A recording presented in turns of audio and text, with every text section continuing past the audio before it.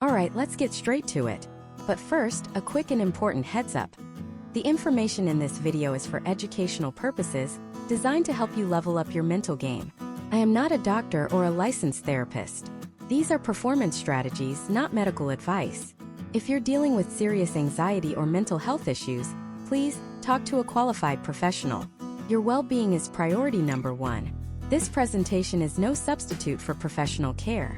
The locker room smells like sweat, tape, and fear. You can feel the bass from the stadium speakers vibrating through the floor, a low, constant hum that matches the one inside your own chest. Your heart is hammering against your ribs like it's trying to escape. Your hands are slick with sweat, even though the room is cold. You try to take a deep breath, but the air gets caught in your throat. In your mind, a highlight reel of every mistake you've ever made is playing on a loop. The dropped pass, the missed shot, the strikeout, and a voice, that nagging, relentless voice in the back of your head, is whispering, "Don't mess this up.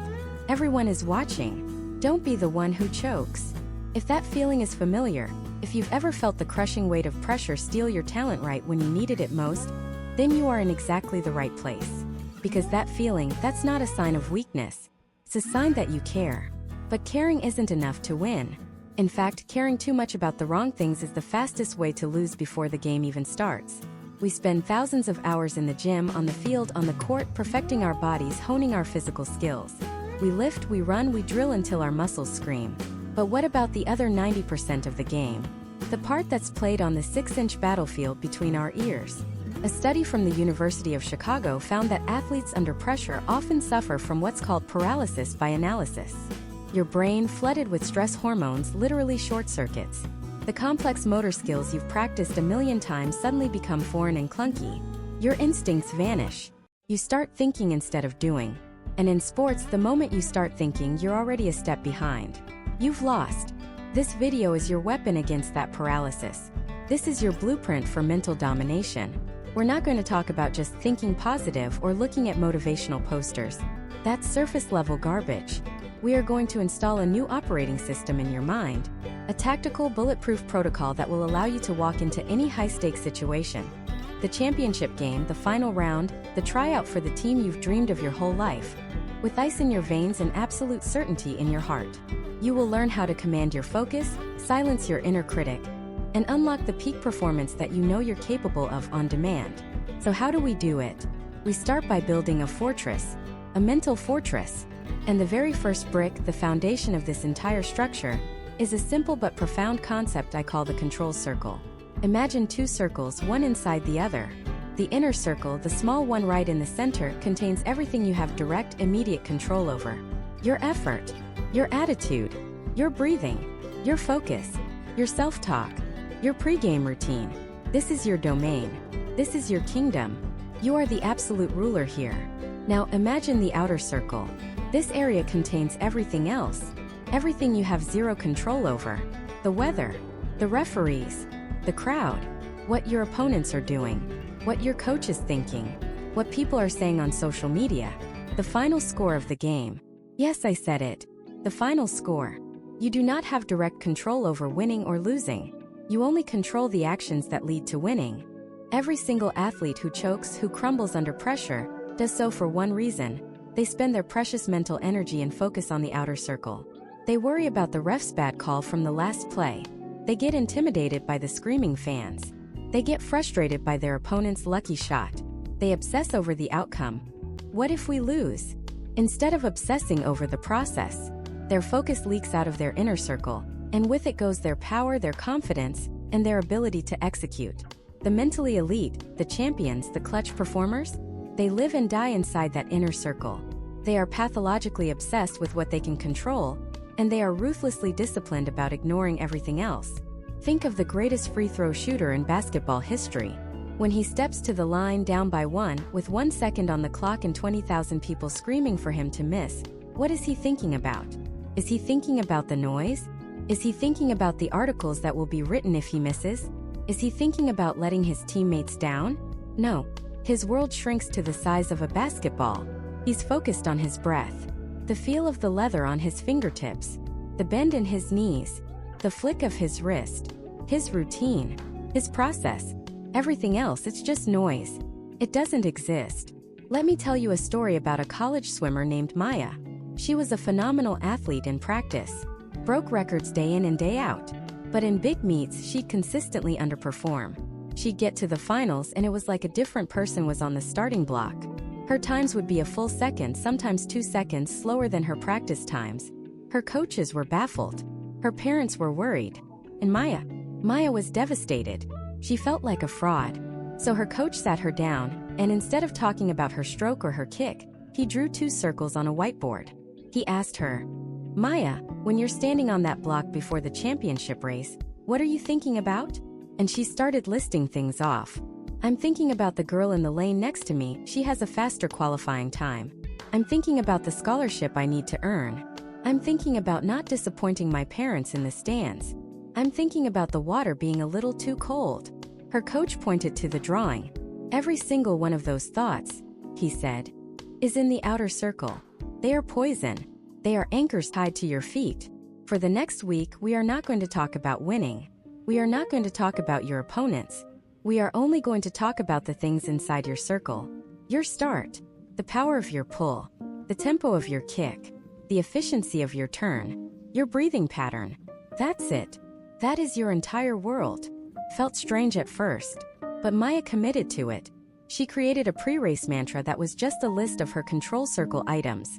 Explosive start, long pull, hard kick, tight turn, over and over. When she stood on the block for her next big race, the fear was still there. The girl with the faster time was still next to her. Her parents were still in the stands. But this time, when those outer circle thoughts tried to creep in, she had a weapon. She just drowned them out with her mantra. Explosive start, long pull, hard kick. She dove in, and she didn't think about winning. She didn't think about her opponent. She just thought about her pull, then her kick, then her turn. She executed the process, and when she touched the wall, she didn't even look at the scoreboard right away. She just felt satisfied. She knew she had given her best effort, focused on her process. Then she looked up, and she had not only won, she had shattered her personal best time by over a second. She didn't win by trying to win. She won by trying to execute the things she could control. So here is your first mission. Your first piece of actionable intelligence. I want you to take out a piece of paper right now, or open the Notes app on your phone, and I want you to draw 2 circles. In that inner circle, I want you to write down every single thing you can directly control related to your sport.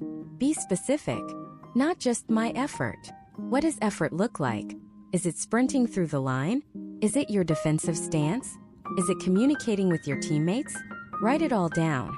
Your nutrition before the game. Your hydration. The 7 to 8 hours of sleep you get. The visualization you do the night before. Your warm-up routine. Your reaction to a mistake. Do you pout? Or do you focus on the next play? That is in your control. Now, in the outer circle, write down all the things you can't control. The weather, a bad call, a lucky bounce for the other team, the trash talk from an opponent, the final outcome. Get it all out of your head and onto the paper. Look at that list.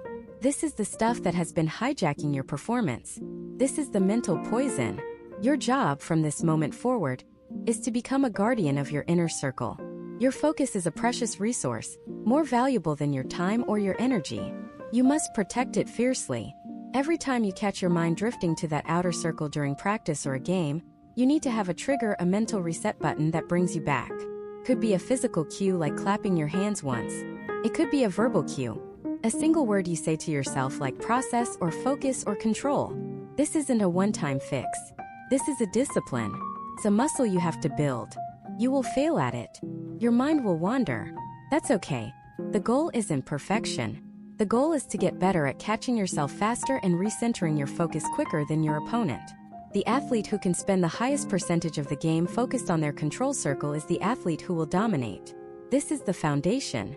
Master this, and you've already put yourself ahead of 90% of your competition who are still letting referees and bad luck live rent-free in their heads.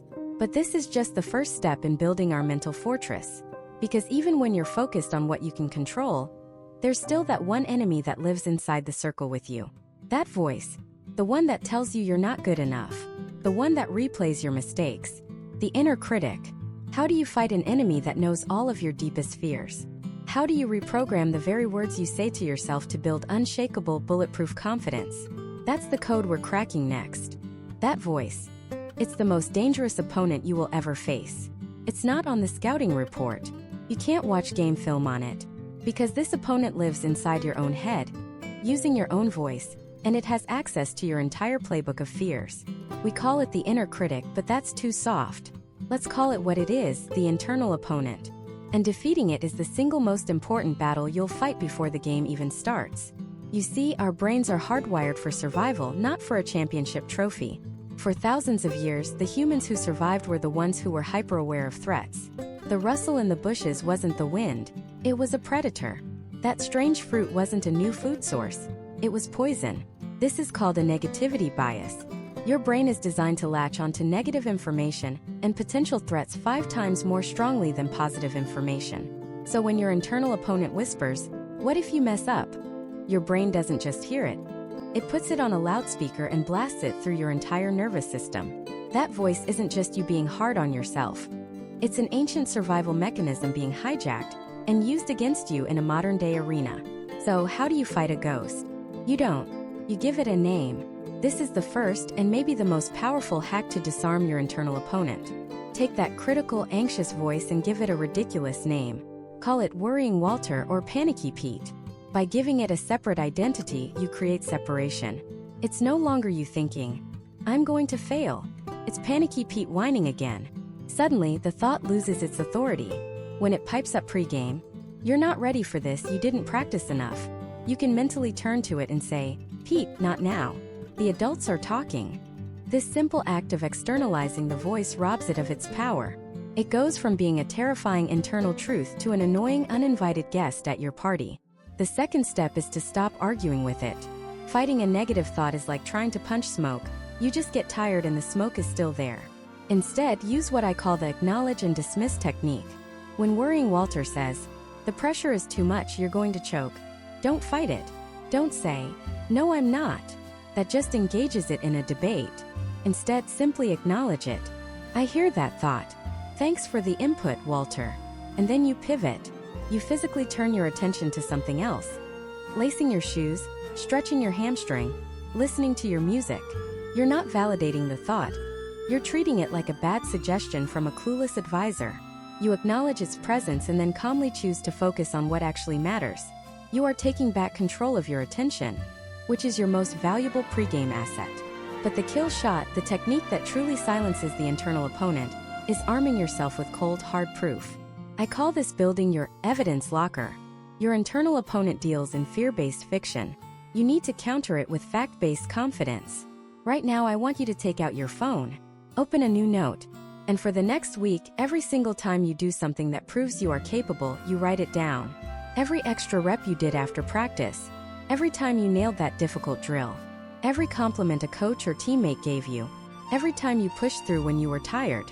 This becomes your evidence locker. Then in the locker room before the big game, when Panicky Pete starts his nonsense, "You're not good enough to be here." You don't argue. You don't ignore him. You open your phone and you read your evidence. "Actually, Pete, on Tuesday, coach said my footwork was the best he's seen. On Wednesday, I stayed 30 minutes late to work on my shot. On Friday, I hit a new personal best in the weight room." You are not responding with hope or wishful thinking. You are responding with an undeniable, factual dossier of your own commitment and competence. You are replacing the feeling of fear with the receipts of your hard work. Now, with the internal opponent managed, we can go on offense. This is where we reprogram your self-talk. But forget everything you've heard about positive thinking.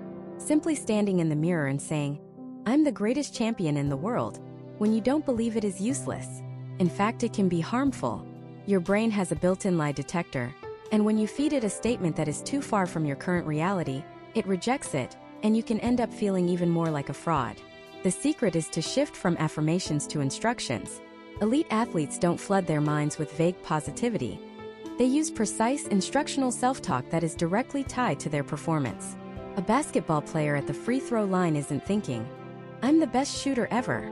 They're thinking, "Knees bent, eyes on the rim, smooth follow-through." A golfer standing over a critical putt isn't thinking, "I have to make this."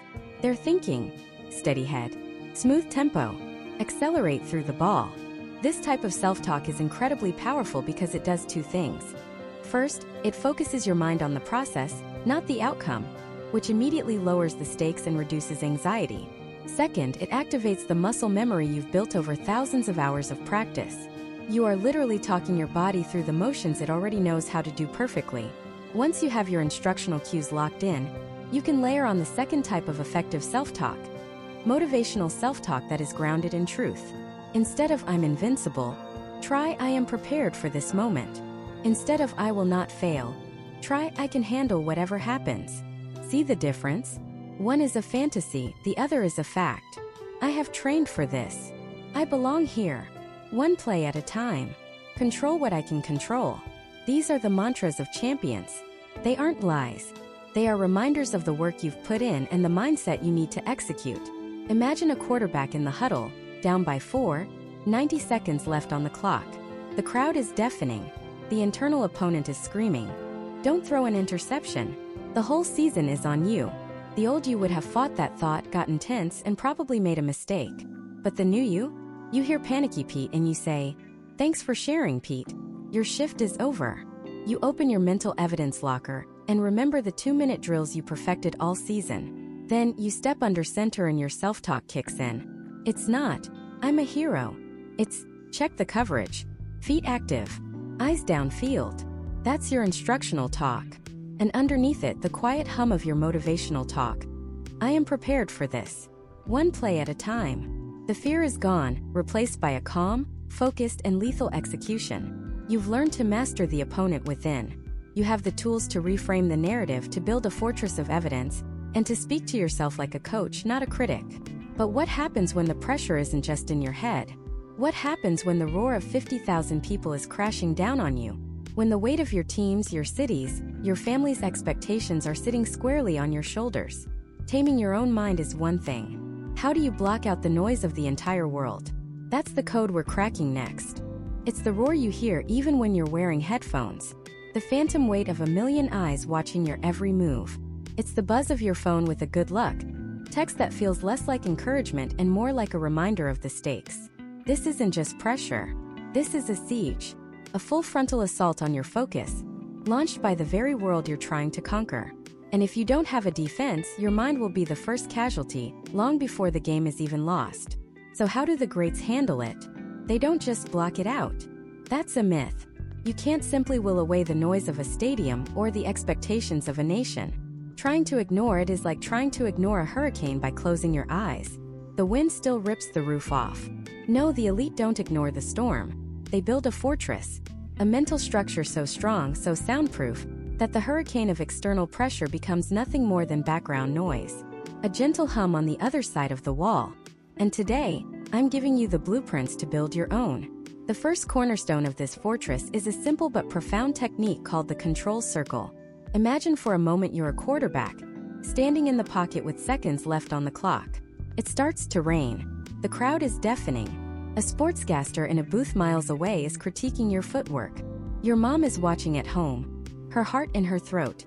A defender, a 300-pound mountain of muscle, is breaking through the line. Which of these things can you actually control? You can't control the rain.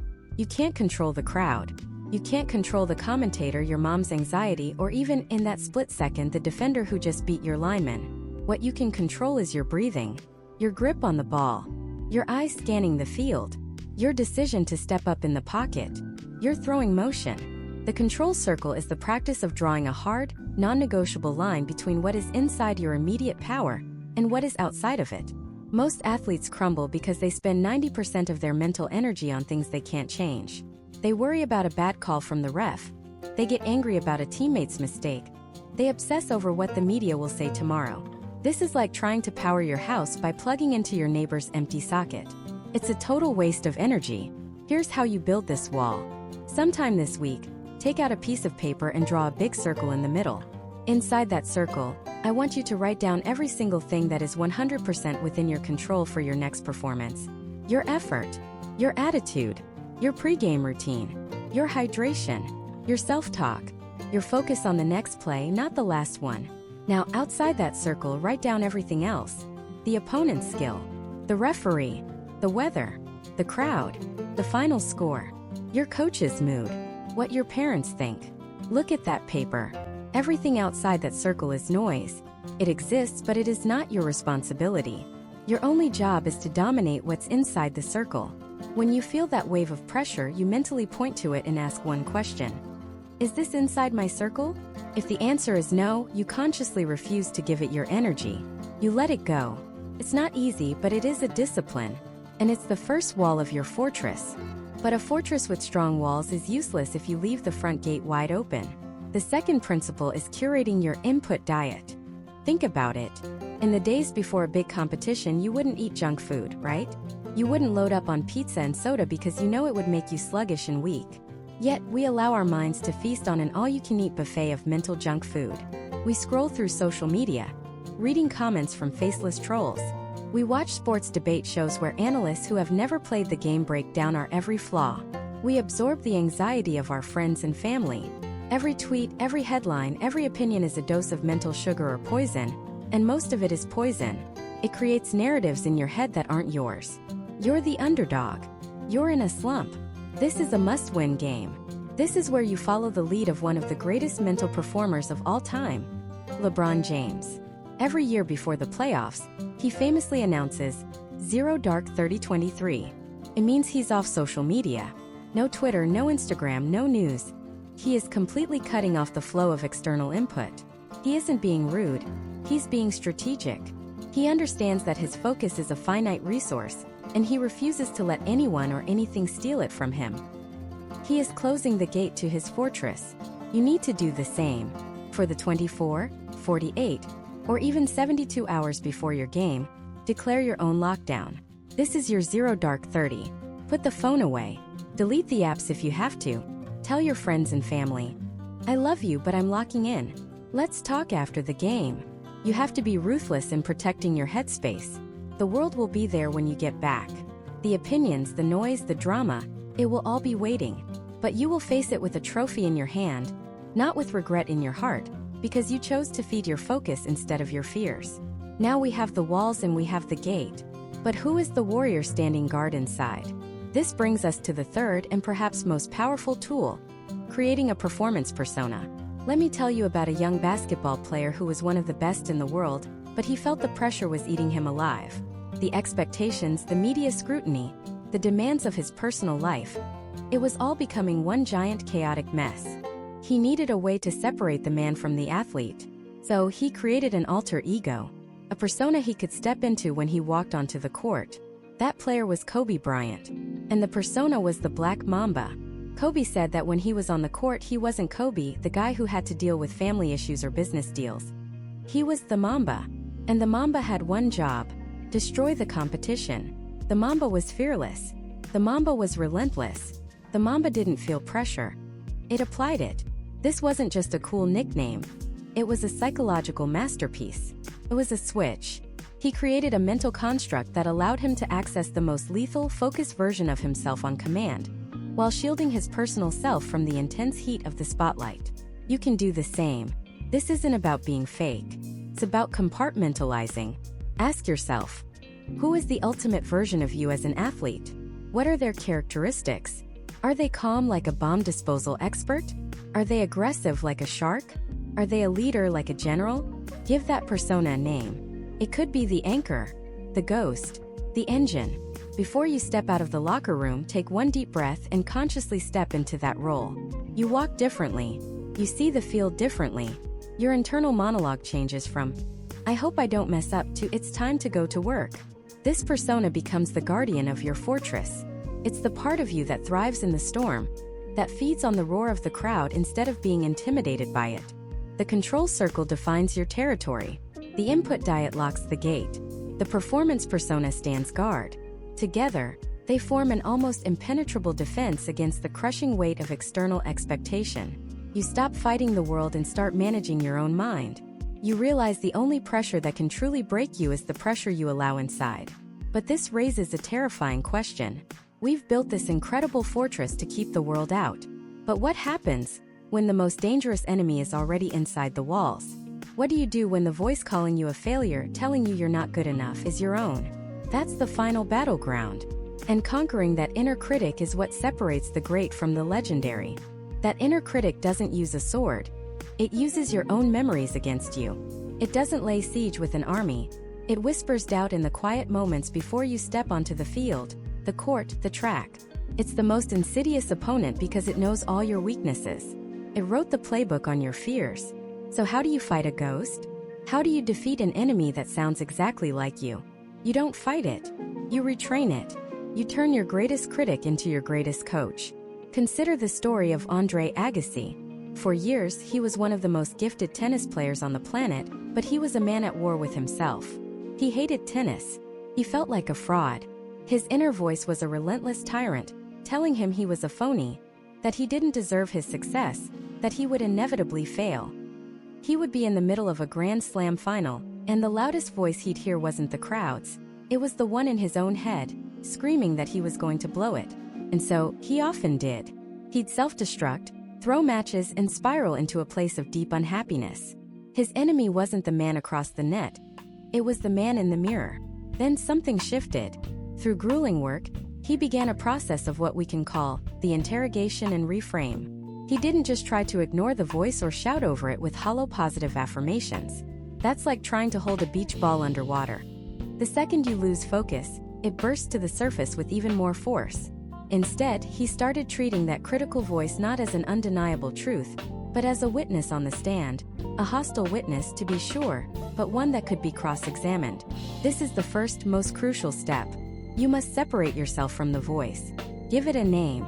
It sounds silly, but it's a powerful psychological trick. Call it the gremlin, the judge, or even something ridiculous like Nervous Norman. The moment you name it, you objectify it. It's no longer you thinking, I'm going to mess this up. It's, oh, there's Nervous Norman again, running his usual script. This small act of separation gives you a split second of space, and in that space you can take back control.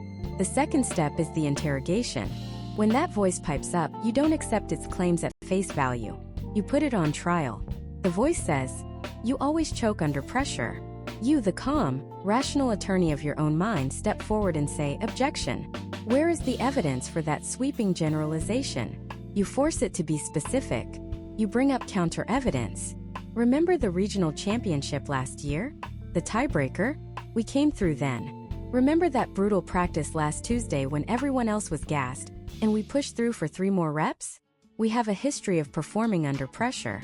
So let's re-examine the premise. You're not arguing with yourself. You're dismantling a weak argument with cold, hard facts. The facts of your preparation, your past successes, your resilience. This leads to the third and most powerful step, the reframe, or what I call the script flip. You take the toxic narrative from your inner critic, and you flip it into a statement of objective reality, or a command for productive action. Let's run through some examples. The critic screams, don't miss this free throw. The whole game is on the line. The pressure is immense. The reframe isn't, I'm going to make it, which can feel like a lie if you're not confident. The reframe is a process-oriented command. Bend your knees. Follow through. I have shot this shot 10,000 times. My body knows the rhythm. Execute the training. You see the difference? One is a desperate wish. The other is a confident instruction based on a foundation of work. The critic whispers, that guy across from you is faster, bigger, and stronger. The reframe. He may be fast, but I am smarter. I have studied his film. I know his tendencies. I will use my technique and my intelligence to control the engagement. I will make him play my game. You've shifted the focus from his strengths, which you can't control, to your own strengths, which you can. The critic says, you're exhausted. You've got nothing left in the tank. The reframe. This feeling of fatigue is proof that I've worked hard. This is where the game is won. My opponent is feeling this too. Now is the time to lean on my conditioning and my will. One more play. One more step. This isn't just pop psychology. This is applied neuroscience. Your brain is carved with neural pathways. When you repeatedly think a negative thought, I'm not good enough, you are digging that pathway deeper and deeper, making it the brain's default road. It becomes an automatic, reflexive thought. The interrogation and reframe technique is the hard work of carving a new pathway. Every single time you catch that negative thought, challenge it, and replace it with a constructive one, you are sending a tiny electrical signal down a new route. Do it again and the signal gets stronger. Over time, with relentless repetition, you are physically rewiring your brain. The old negative pathway begins to grow over with disuse, while the new confident process-oriented pathway becomes a superhighway. It becomes your new automatic response. This is the work that happens off the court, so that on the court your mind is an asset, not a liability. A quarterback in the huddle with a minute left on the clock isn't thinking, "I hope I don't throw an interception." He's thinking, "Okay, what's the coverage? Where's my hot read? Let's execute." A golfer standing over a 6-foot putt to win the tournament isn't thinking, "Don't miss, don't miss, don't miss." She's thinking, "Smooth tempo. Keep my head down. See the line.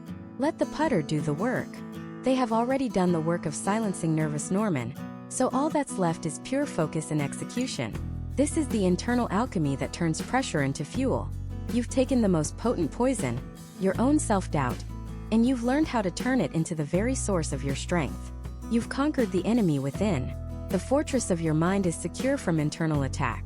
But what happens when the attack isn't coming from inside? What do you do when the roar of a hostile crowd is so loud you can't hear yourself think? What happens when the crushing weight of expectation from your family, your coaches, and your fans starts to buckle the walls? Securing your mind from the inside is only half the battle.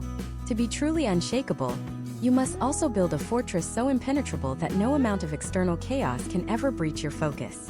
You have to learn how to master your environment before it masters you. This is the secret the greatest champions understand, a truth that separates the clutch performers from the eternally talented who choke under pressure. They don't just prepare their bodies and minds. They meticulously engineer their reality in the hours leading up to competition. They become architects of their own focus. Think about it. The stadium, the roaring crowd, the opponent staring you down from across the field. These are all chaotic variables. They are storms of sensory input designed to overwhelm you, to pull you out of your zone and into a state of reaction and panic. The amateur athlete walks into this storm and hopes for the best. The professional builds an arc. This arc is your pre-game ritual. And let's be clear, this is not about superstition. It's about science.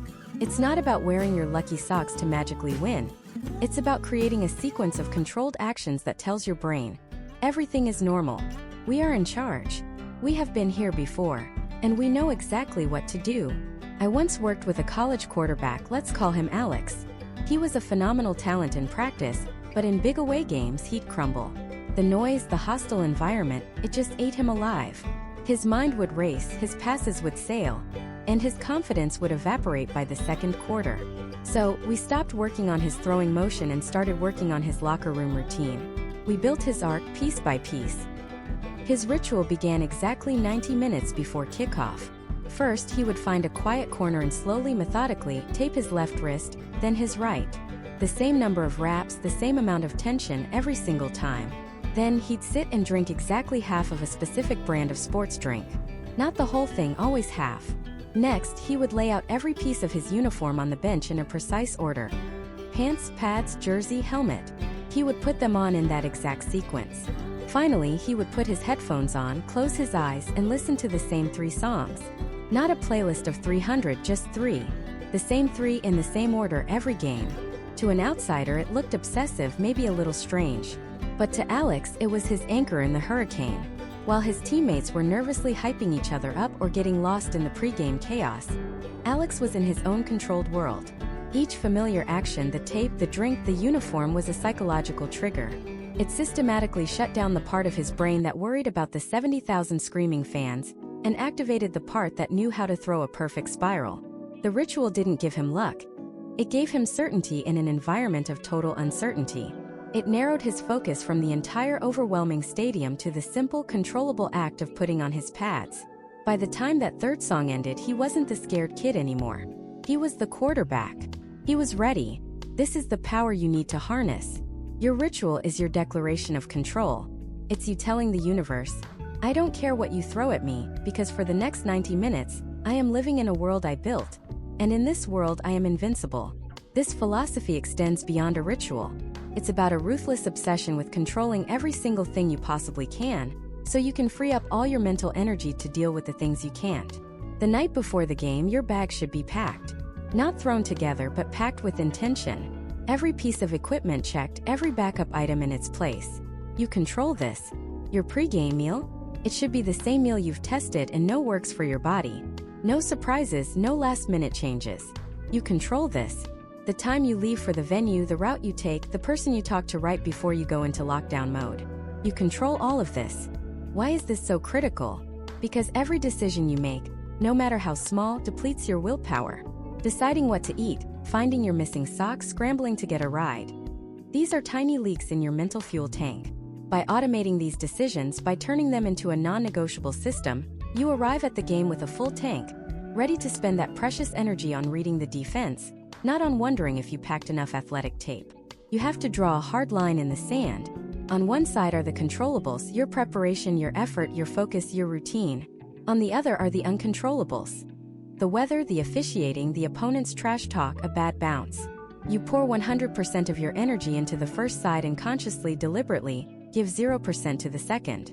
You let the storm rage, because you're safe inside your fortress of preparation. And the final layer of this fortress is the most important in our modern world. Building your sensory bubble. You have to become a master of your inputs. Think of Michael Phelps, the greatest Olympian of all time. Watch him before a race. He's got those big headphones on, his hood up, a dead-eyed stare that looks straight through his competitors. He's not just listening to music. He is creating a portable environment. He is constructing an invisible, soundproof wall around himself. Inside that bubble, there is no crowd. There are no cameras. There is no rival splashing water in the next lane. There is only him, the water, and the mission. This is a skill you must learn. Your playlist isn't just for hype. It's a tool for emotional regulation. You need a playlist for calm focus, one for explosive energy, and one for blocking out the world. Noise-canceling headphones are not a luxury. They are a piece of standard-issue athletic equipment for the serious competitor. You also need to control your visual inputs. In the locker room, on the bus, on the sideline, where are your eyes? Are you looking at your phone? Scrolling through social media? Letting the opinions and anxieties of strangers seep into your mind? One negative comment, one post from a rival, can be a pinprick that deflates your entire mental state. A pre-game social media blackout isn't optional. It's a necessity. For at least 24 hours before you compete, you go dark. You protect your mind from that digital noise with the same intensity you protect your body from injury. Instead of looking at a screen, you focus your gaze. You can stare at a fixed point on the wall. You can close your eyes and visualize success, as we discussed. You can watch film of your opponent, not with anxiety, but with the cold, detached focus of a predator studying its prey. You are deliberately choosing what information enters your brain. You are the bouncer at the door of your own mind, and you are turning away anything that doesn't serve the mission. You are the architect, the engineer, the gatekeeper. By mastering your ritual, controlling the controllables, and building your sensory bubble, you stop being a victim of your environment and become its master. You create a pocket of pure, unshakable focus that you carry with you directly onto the field of battle. But building this fortress is one thing. What happens when the game starts and the enemy is no longer outside the gates, but right in front of you? What happens when your perfect plan gets shattered by one bad play, one mistake, one moment of failure? How do you keep the walls from crumbling when the real fight begins? For that, you need to learn how to install an instant neurological reset button deep within your mind. This reset button isn't a metaphor. It's a conditioned neurological response that you can build, train, and deploy in less than a second. It's a technique known in sports psychology as anchoring, and it's your brain's emergency eject handle from a negative thought spiral. When you make a mistake, your brain floods with cortisol, the stress hormone. Your focus narrows, your muscles tense, and your decision-making becomes reactive instead of proactive. You start playing not to lose instead of playing to win. This reset button is a circuit breaker. It stops that flood of cortisol and allows you to consciously choose your response instead of being a victim of it. Think of it like this. Imagine a point guard. Let's call him Marcus. Sophomore year, conference championship on the line. They're down by 1 point with 2 seconds left on the clock. He drives the lane, gets fouled, and goes to the line for 2 shots. The entire stadium is a roaring wall of noise. His heart is a drum solo against his ribs. He's practiced this shot a million times. He goes through his routine, dribbles 3 times, spins the ball, eyes the rim. He releases. The ball sails through the air in what feels like slow motion, and clangs off the back of the rim. A collective groan from his side of the arena hits him like a physical blow. The pressure instantly multiplies by 1,000. Now he has to make the second one just to force overtime. His hands are sweating. The ball feels foreign, slippery. He tries to block it all out, but the image of that first miss is seared onto the inside of his eyelids. He shoots again. It's an air ball. Not even close. The buzzer sounds. Game over. That one moment haunted Marcus for an entire summer. He couldn't sleep without seeing the ball hit the rim. Every time he stepped on a court, a ghost of that failure was with him. Anytime he made a mistake in a pickup game, a bad pass, a missed layup, that same feeling of dread of choking would wash over him. His confidence was shattered, not by a lack of skill, but by the memory of a single failure. His brain had created a powerful negative anchor. The high-pressure situation was now neurologically linked to the feeling of panic and failure. His coach saw it and sent him to a sports psychologist. And the first thing they worked on was building that reset button. The process is deceptively simple, but it requires discipline. It has 3 core steps. First, you need to choose your physical trigger. This is the button itself. It must be something you can do subtly and instantly, without anyone even noticing. It can't be part of your normal game routine. It has to be unique. It could be tapping your thumb and middle finger together twice. It could be clenching the toes on your left foot.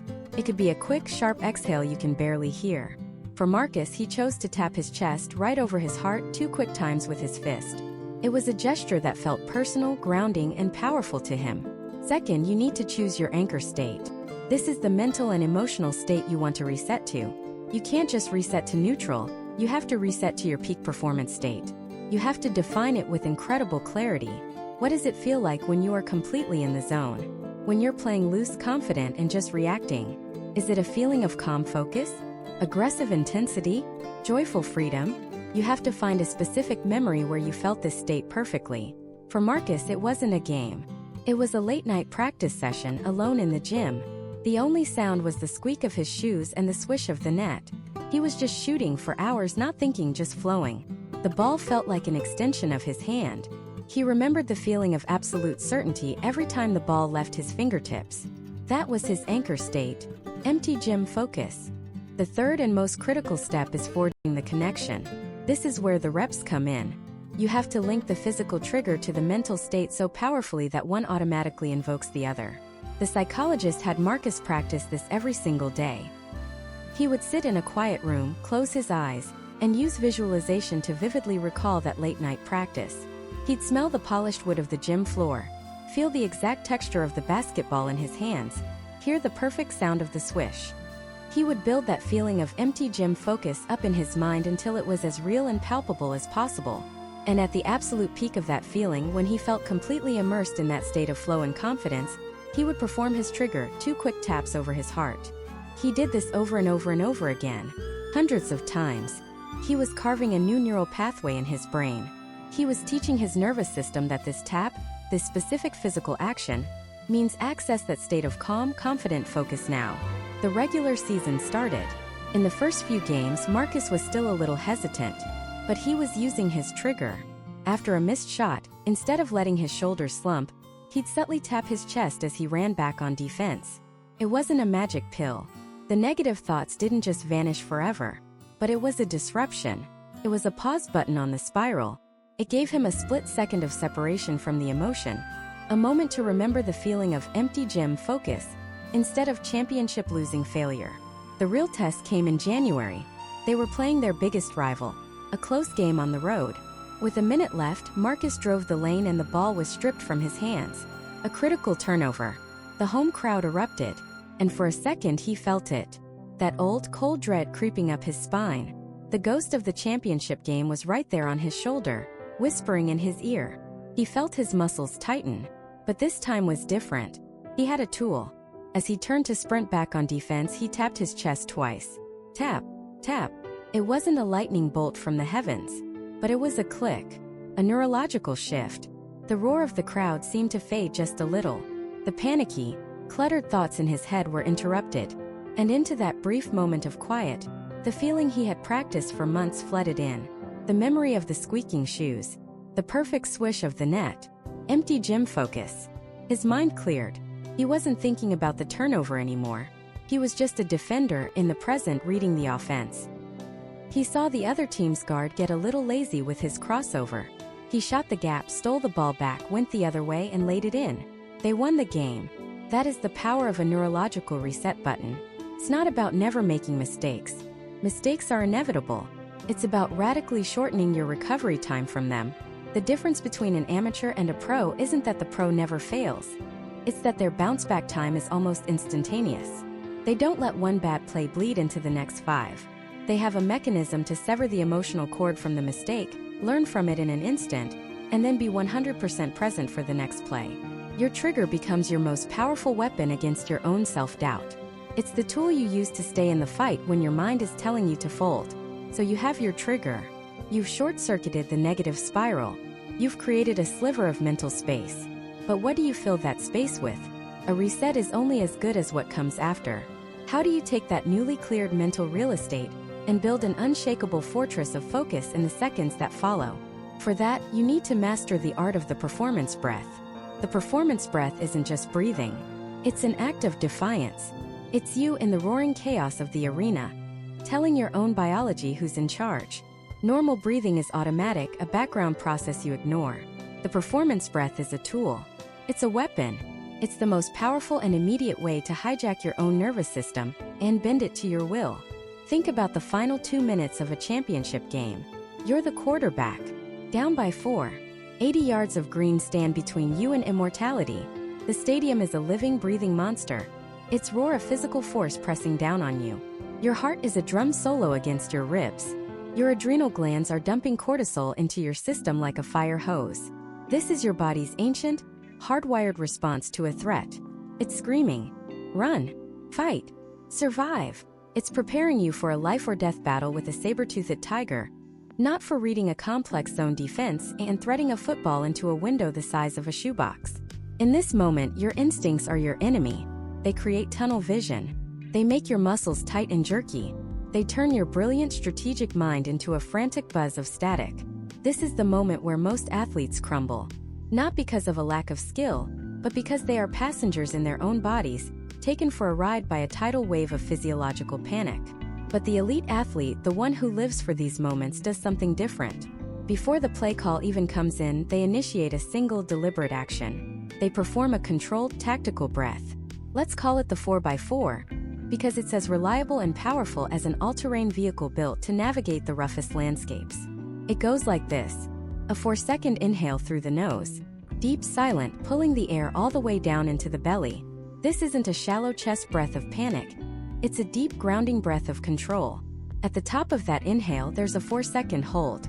This is the critical pause. This is the moment of suspension where the chaos of the game fades and the internal world takes over. In this hold, you are not reacting. You are commanding. Then a slow, controlled 6 to 8 second exhale through the mouth, as if you're blowing through a thin straw. You want to make the exhale longer than the inhale. This is the key. Finally, at the bottom of the exhale, you hold the emptiness for 2 seconds before beginning the cycle again. Let's go back to our quarterback. He breaks the huddle. The roar of the crowd intensifies. He feels the panic begin to bubble up. Instead of letting it take over, he executes the 4x4. Inhale 2, 3, 4. He feels the cool air fill his lungs, a stark contrast to the heat of the moment. Hold 2, 3, 4. The roar of the crowd seems to dim, as if someone turned down the volume on the world. Exhale 2, 4, 5, 6. He feels the tension release from his shoulders, from his jaw, from his grip on the ball. The frantic energy drains out of him, replaced by a calm, electric focus. He only needed one cycle. One breath. But what just happened inside his body is nothing short of a biological miracle. That long, controlled exhale is the secret code. It directly stimulates the vagus nerve, the largest nerve in your body, which acts as the superhighway of your parasympathetic nervous system. Think of your nervous system as having 2 modes. The sympathetic system is the gas pedal. It's your fight or flight response. It's what's causing the pounding heart and the sweaty palms. The parasympathetic system is the brake pedal. It's your rest and digest system. It promotes calmness, clarity, and recovery. By deliberately extending your exhale, you are manually activating your body's braking system. You are sending a powerful signal directly to your brain that says, "We are not in danger. We are in control." In response, your brain releases a neurotransmitter called acetylcholine, which literally slows your heart rate down. It lowers your blood pressure. It tells your adrenal glands to stop the cortisol flood. In the span of about 10 seconds, You have single-handedly wrestled your own physiology back from the brink of panic and returned it to a state of optimal performance. Calm, focused, and ready. Our quarterback is now at the line of scrimmage. He's not seeing a terrifying wall of 300-pound men. He's seeing patterns. He's seeing weaknesses. His vision has widened. The game has slowed down. He takes the snap, drops back, and delivers a perfect 15-yard strike to his receiver on the sideline. Clock stops. The process repeats. Jogging back to the huddle, he's not thinking about the last play or the next. He's focused on one thing: his breath. Inhale, hold, exhale. He's recentering, recalibrating. He's deliberately keeping himself in that parasympathetic state, refusing to let the sympathetic panic monster regain control. This isn't a one-time trick. It's a continuous loop of self-regulation that he maintains for the entire 2-minute drill. This isn't just for quarterbacks. Imagine the basketball player stepping to the free throw line with the game on the line. The weight of every fan's hope and fear is on her shoulders. As she receives the ball from the ref, she doesn't just bounce it. She syncs her bounces to her breath. A long, slow exhale as the ball leaves her hands and meets the floor. She is stimulating her vagus nerve, slowing her own heart, silencing the noise. By the time she raises the ball to shoot, she is in a cocoon of calm. Think of the Olympic swimmer on the starting block. The silence before the starting pistol is deafening. This is a moment of pure, explosive potential energy. A twitchy, adrenaline-filled muscle will lead to a false start and disqualification. So what does she do? She performs the 4x4. The deep, diaphragmatic inhale expands her rib cage. The hold creates stillness. The long, slow exhale releases the pre-race jitters, transforming them from nervous anxiety into coiled, ready power. The golfer standing over a 10-foot putt to win the tournament. The tennis player staring down a break point. The baseball player in the batter's box, bottom of the 9th, bases loaded. The mechanism is the same. The performance breath is the universal anchor in the storm of high-stakes competition. It is the bridge between your physical skill and your mental state. Without it, your physical talents can be locked away by your own biology. With it, you unlock your full potential precisely when it matters most. It's about turning an unconscious process into a conscious weapon. Most athletes let their breathing be dictated by the situation. They get anxious, their breathing becomes short and shallow, which tells their brain there's a threat, which makes them more anxious, and the vicious cycle spirals out of control. The elite athlete flips the script. They use their breath to dictate their state. They tell their body how to feel instead of letting their body tell them how to feel. Our quarterback has now driven his team 75 yards. There are 6 seconds left on the clock. It's 4th down on the 5-yard line. This is it. One play to define a season, a career. He steps under center. The noise is beyond comprehension. But inside his helmet, there is a pocket of profound silence. He has spent the last 2 minutes conditioning his own nervous system, refusing to surrender to the chaos. He executes one last perfect 4x4 breath. Inhale, calm. Hold, clarity. Exhale, control. The ball is snapped. Time seems to warp. Everything moves in slow motion. He sees the window, and with the unshakable calm he built one breath at a time, he delivers the game-winning touchdown. That is the power of the performance breath. It's not about just calming down. It's about taking command. It's about creating an internal environment of focused intensity, no matter how chaotic the external world becomes. You've used the reset button to clear the mental clutter.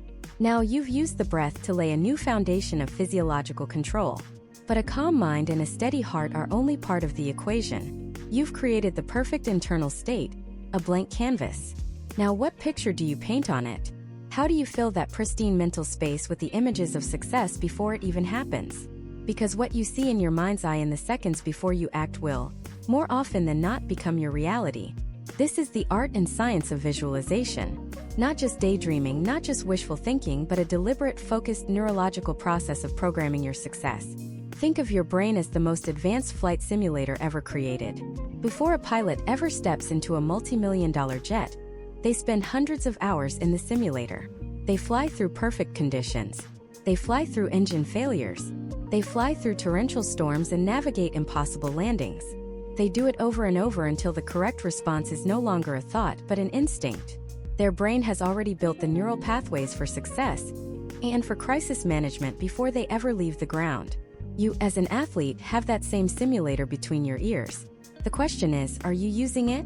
When you vividly imagine yourself performing an action, your brain releases the same neurotransmitters and fires the same motor neurons as if you were actually performing it.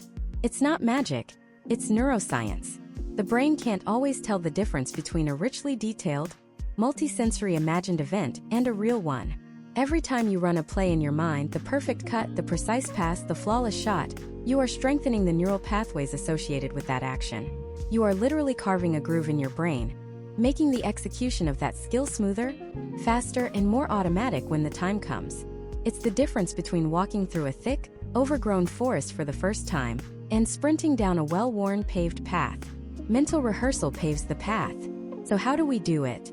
How do we move from just thinking about winning to conducting a world-class mental rehearsal? It's a 5-step process. First, you must be hyper-specific. Vague visualizations get vague results.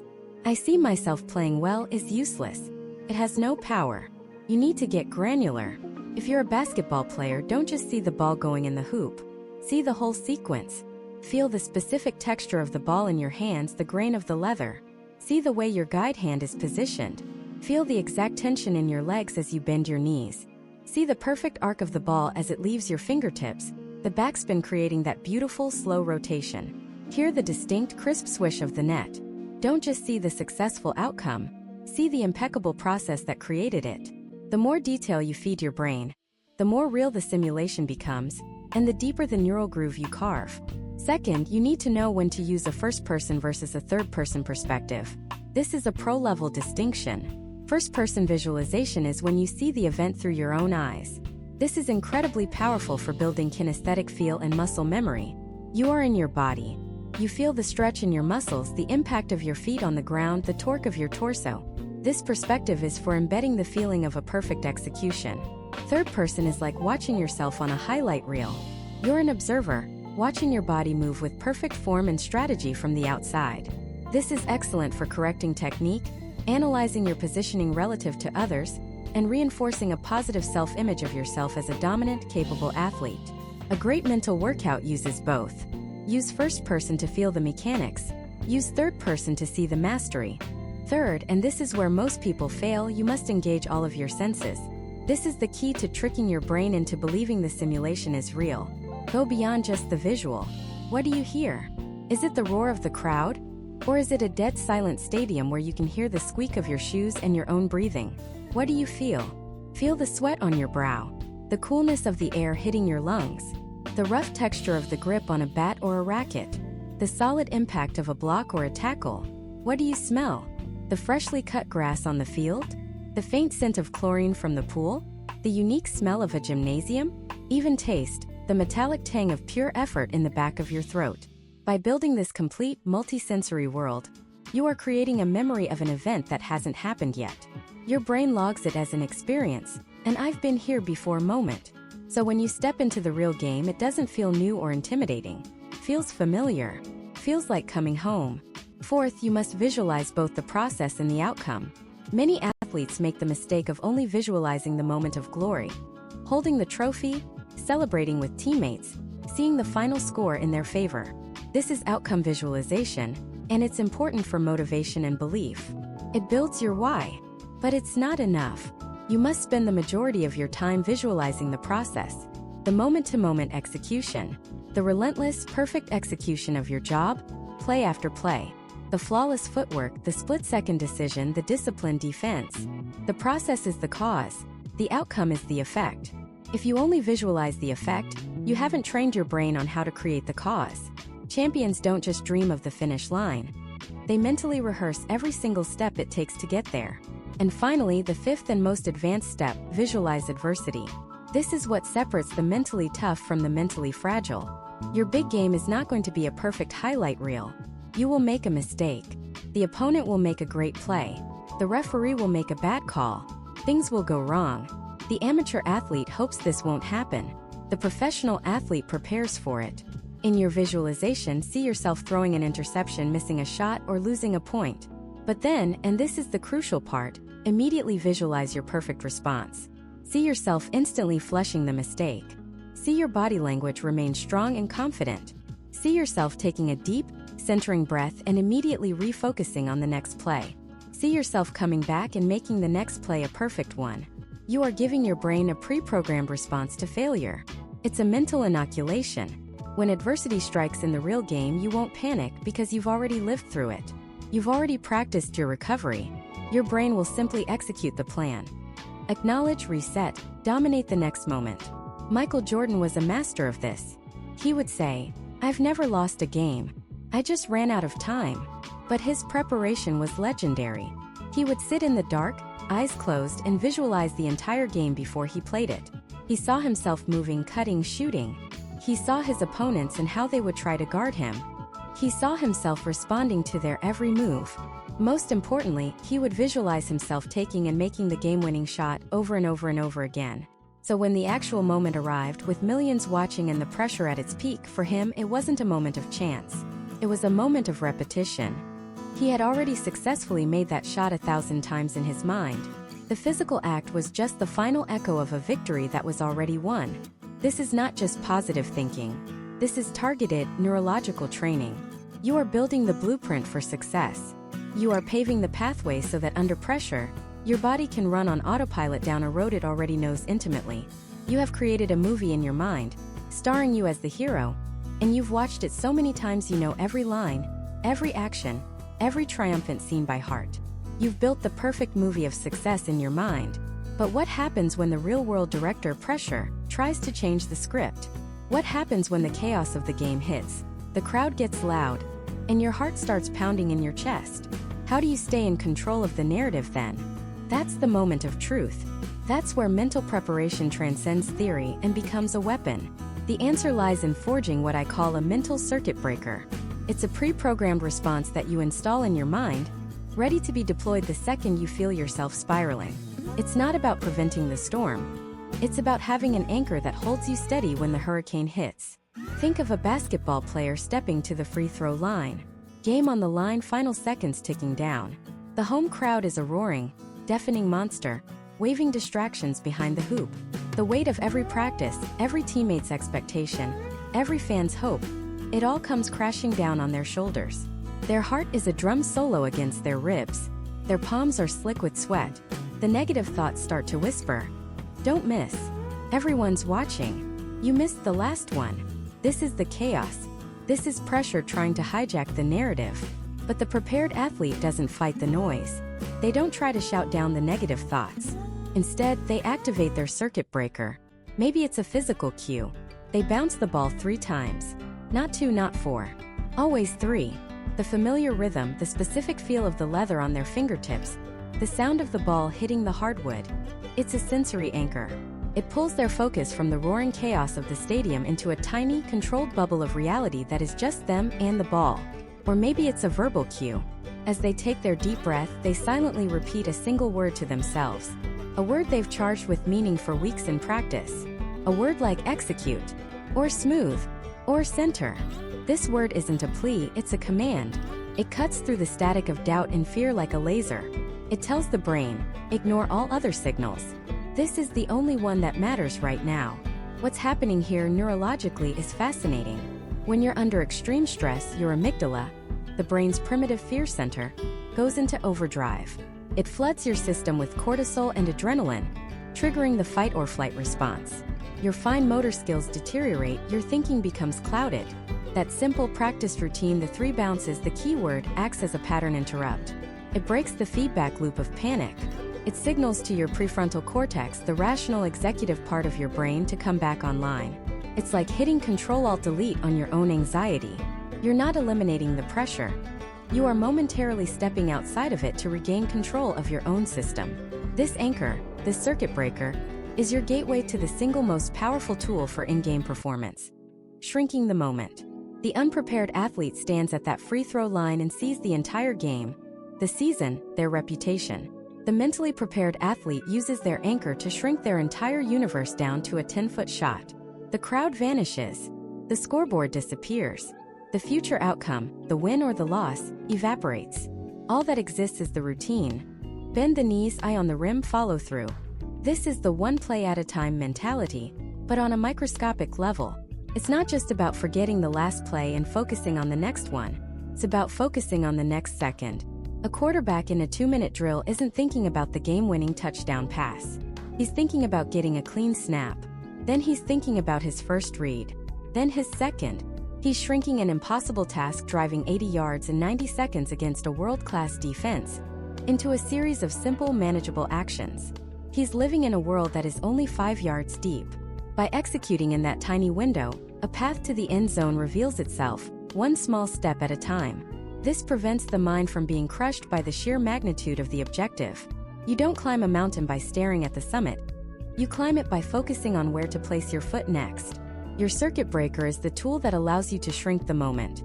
And once the moment is shrunk, you apply the final filter. You control the controllables.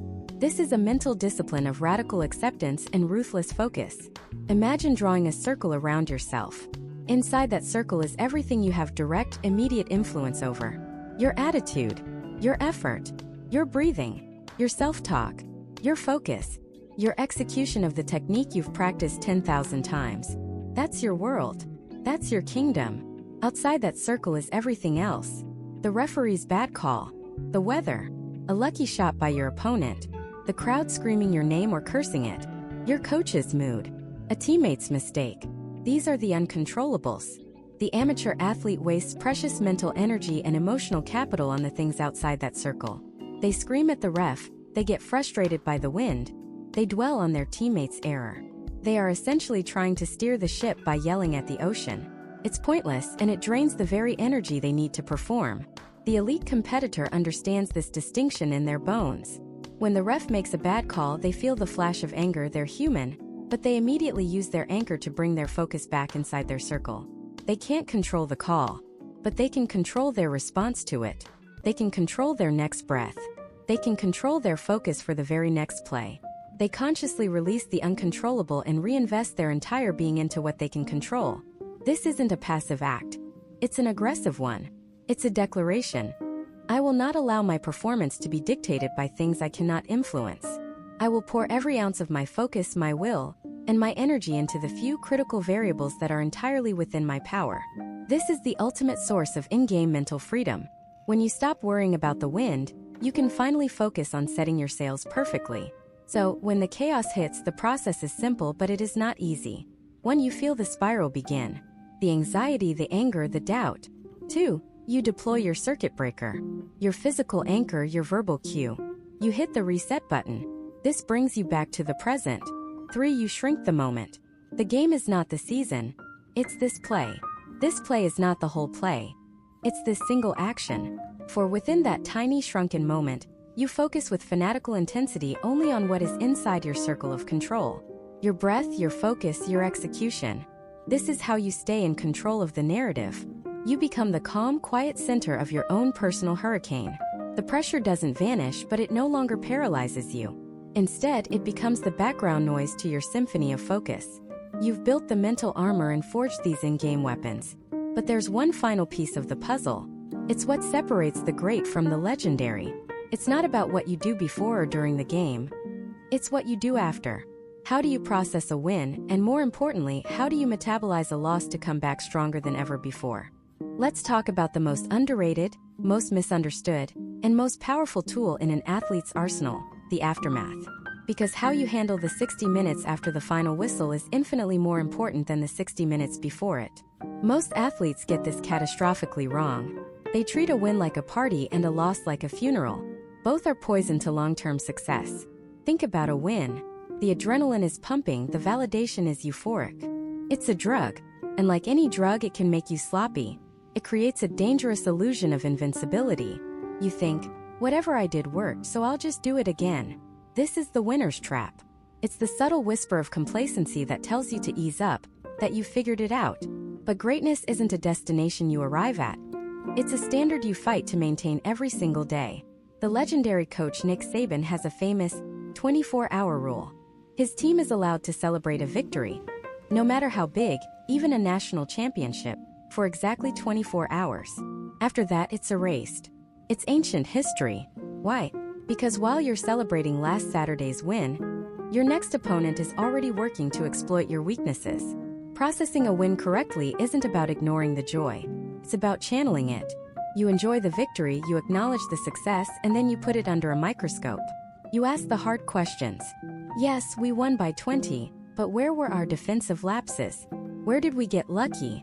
Which of my fundamentals were sloppy, even though it didn't cost us this time? The greatest champions are their own harshest critics, especially in victory.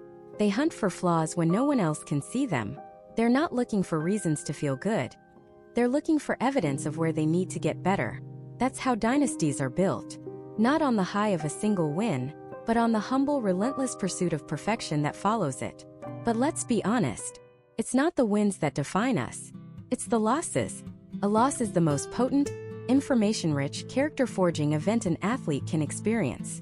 Yet we're taught to fear it, to run from it, to bury it. We're told to just forget about it and move on. That is the worst advice you could ever receive. Forgetting a loss is like throwing away a winning lottery ticket. It's an incredible gift of feedback, wrapped in the sandpaper of disappointment. When you lose, your ego is stripped away. Your weaknesses are laid bare, exposed for everyone to see. You have two choices. You can let the shame and frustration consume you, leading to blame, excuses, and a downward spiral of confidence. Or you can look at that loss with the cold, detached curiosity of a scientist. You can treat it not as a judgment of your worth, but as a diagnostic report. The pain you feel? That's not failure. That's a signal. It's your mind and body telling you, right here. This is the spot. This is what we need to work on. This is where they broke us. And this is where we will become unbreakable. Michael Jordan famously said he was cut from his high school varsity team. He went home, locked himself in his room, and he cried. He felt the pain. He let it wash over him. But he didn't stay there. He didn't forget it. He metabolized it. He turned that searing pain into fuel. Every single time he felt like quitting, every time he didn't want to take another jump shot, he remembered the sting of that failure. He didn't just move on from the loss. He carried it with him. He used it as a compass, guiding every single practice, every single drill, until his weakness became his weapon. That is the alchemy of a champion. Turning the lead of loss into the gold of victory. So how do you do this?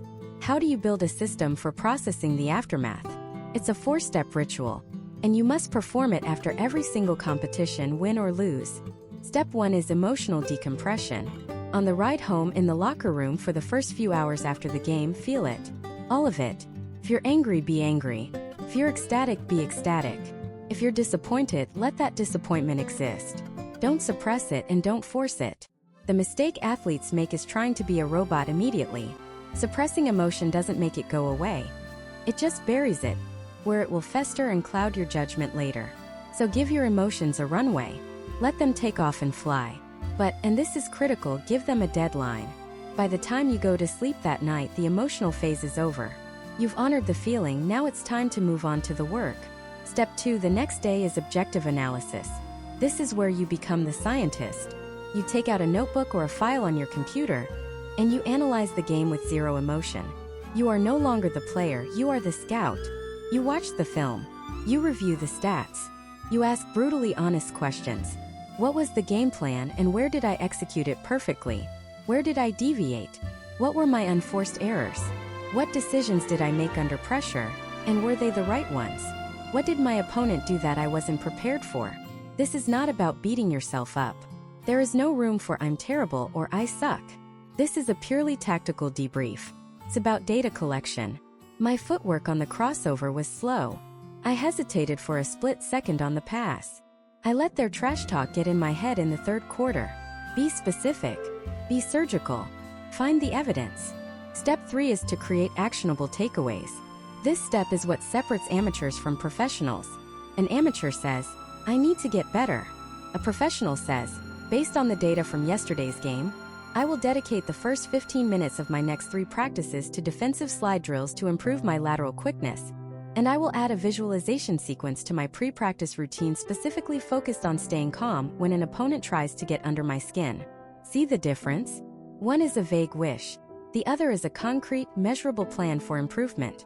From your objective analysis, you must extract 1 to 3 specific, actionable items that you will integrate into your training immediately. This transforms the abstract pain of a loss into a tangible, productive training protocol. It gives your frustration a purpose. And finally, the most important step of all, step 4, is the mental reset. Once you have decompressed emotionally, analyzed objectively, and created your action plan, you perform a ritual to consciously close the book on that game. You can physically close the notebook. You can say it out loud. The game is over. The lessons are learned. My focus is now 100% on what's next. This is a deliberate act of mental hygiene. It prevents the ghost of a bad loss from haunting your next performance. It prevents the arrogance of a big win from poisoning your next preparation. You have successfully extracted all the value from the experience, and now you leave the event itself in the past where it belongs. This entire system, from pre-game visualization and trigger words, to in-game focus anchors and self-talk, to this post-game processing loop, it's all one thing. It's a cycle. You prepare, you perform, you process, and that process informs your next preparation, making it smarter, more targeted, and more effective. This is the engine of compounding growth. This is how you get 1% better every single day. The mental game isn't a hack you learn or a trick you deploy. It is a discipline you build. It's a craft you hone in the quiet moments no one else sees. The early mornings, the late nights, the moments after a devastating loss when it would be so much easier to just quit. The real battle isn't against the opponent across from you. It's against the voice in your head. It's against the siren song of comfort and complacency. The trophy, the medal, the championship ring, those are just byproducts. The real victory is the person you become in the relentless, day in, day out pursuit of your absolute potential. It's forging a mind that is not just tough, but anti-fragile. A mind that doesn't just survive pressure, but thrives on it. A mind that doesn't just endure failure, but uses it as fuel. That is the ultimate prize. Now go earn it.